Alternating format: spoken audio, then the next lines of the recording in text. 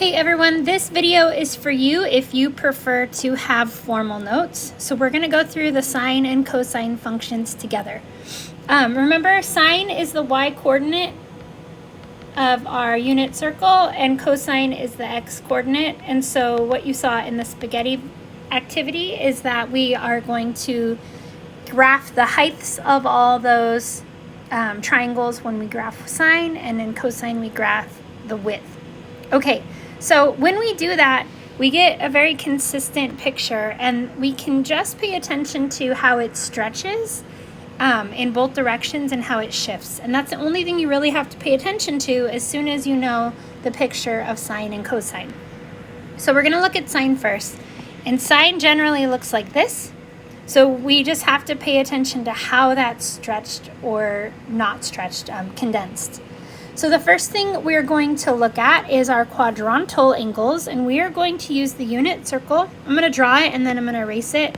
So hopefully you have space somewhere else to do this. So we have over 0, over 1, up 0, negative 1, 0, 0, 1, and 0, negative 1. So on the unit circle, when we're thinking about our y's, because cosine is all of those y values, cosine of 0 degrees is 0, pi over 2 is 1, pi is 0, 3 pi over 2 is negative 1, and 2 pi is back to 0. And then if we were to go in this direction to negative pi over 2, we would get negative 1. So when we graph that, we have negative 1, 0, 1, 0, negative 1, 0. And it's just got this repetitive process that just goes around and around. So sine has that shape. And again, it will continue like that forever in both directions. But usually we only graph one period. So one period is basically when it goes from here to here. That is a period. And the period of the generic sine function is 2 pi. That says 2 pi right there, because 2 pi is one full rotation of our unit circle. Okay? So we've talked about period, which is the b value in this function over here. So b helps us determine the period of our function. And when we're calculating the period, what we do is we solve 2 pi over b. So whatever b is, you put it into that equation, and then that's how long it's going to take to go through one cycle of the sine function. So again, p is 2 pi over b, and we do the absolute value. Okay, so period is one of the things we measure. Another thing that we measure is the amplitude. Amplitude, if you think about volume, is how high and how low this function goes. So this is your amplitude. Here the amplitude is 1 because it's the generic sine function. And when we're thinking about amplitude, we just look at the absolute value of a, and that's how high or low you go on that sine function. Now, if you need to calculate it, if it's not easy to figure out the amplitude, let's do it right here.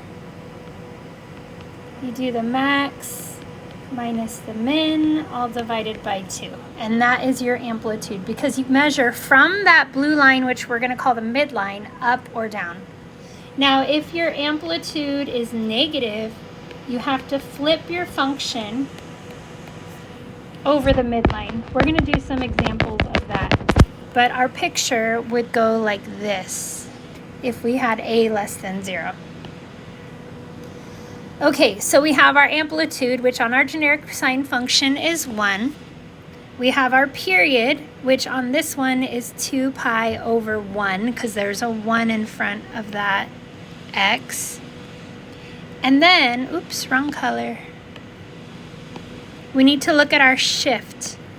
This sine function has not shifted up or down. So the midline is right along the x-axis. And we would say the midline is y equals 0 because there's no shift. So think of that as your vertical shift, and it creates your midline. So that's our sine function in a nutshell.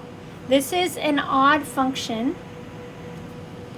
The max and min has to do with the amplitude. So here it's 1 and -1. It is increasing from -pi/2. Let me trace it for you. All the way to pi/2.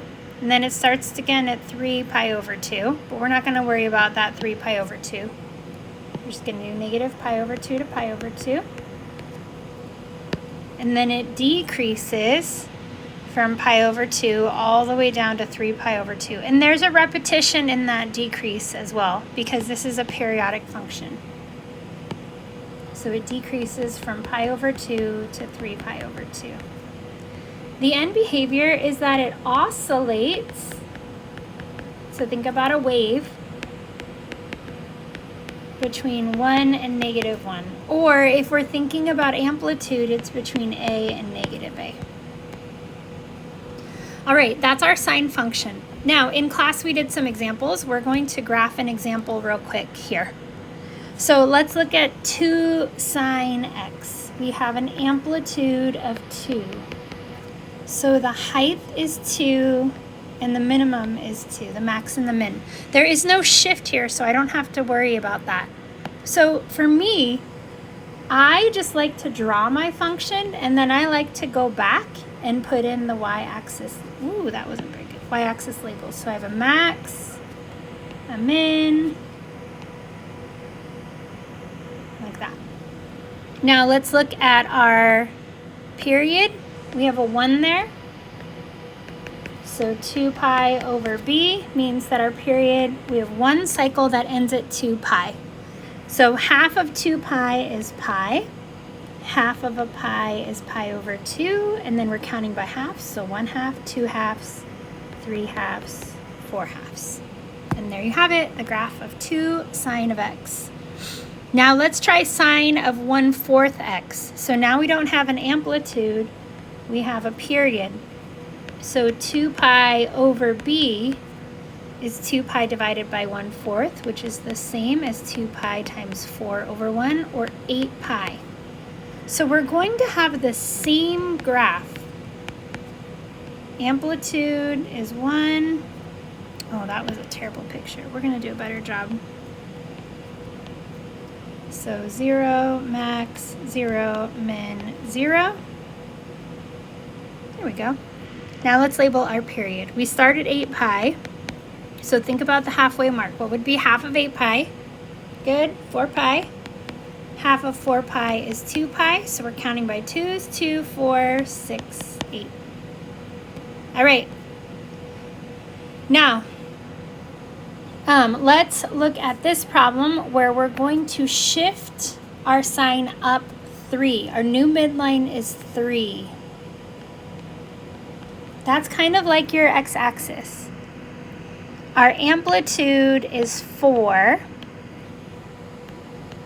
We have no period shift. So from my midline, I'm going to go down 4, 1, 2, 3, 4, and up 4, 1, 2, 3, 4. Those are my max and my min. So it's a sine function. I start at 0, 1, 2, 3, 4. I go up, midline, down, oops, too far down, down, midline. So I'm going to label 2 pi, pi, pi/2, and 3 pi/2. Okay, next we're going to graph y equals negative sine of 3x. So if our graph usually looks like this, negative sine is going to reflect over the midline. So instead of going up, we're going to go down. But everything else stays roughly the same. So we don't have any sort of vertical shift. So I'm going to start at 0. This affects my period, but I'm going to deal with it later. So I have 1 and -1. So I start at 0, down, 0, up, 0. We're going to draw our graph with the reflection. Now let's worry about our labeling our x-axis. So we have 2 pi over b, which means this is 2 pi over 3. Half of 2 pi over 3 is pi over 3. Half of pi over 3 is pi over 6. So we're counting by sixths. 1/6, 2/6, 3/6, 4/6. There we go.